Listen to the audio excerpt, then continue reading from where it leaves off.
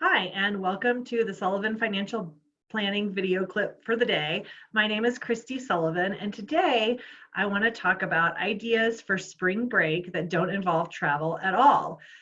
So everyone feels all this pressure to go to Mexico or Padre Island or I don't know, Daytona for spring break, go somewhere warm and beachy. Or maybe if you're already somewhere warm and beachy, you feel the need to come up to the mountains and ski.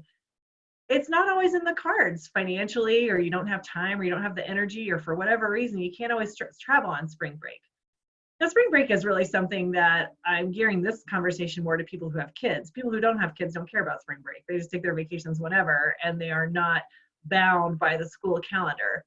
So, what I wanted to talk about today were just a few ideas of things to do on a staycation spring break.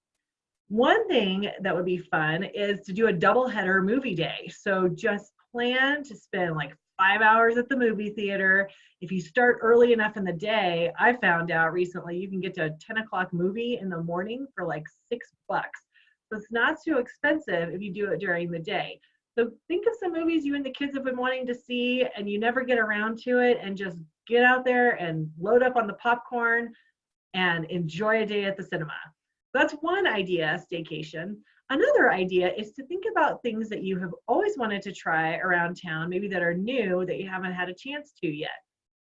Things that come to mind are things like axe throwing, or an escape room, or a ping pong club, or maybe even a sport you've always wanted to try that you could rent equipment for a day. For example, I live in Denver, so I was thinking maybe snowshoeing or cross country skiing.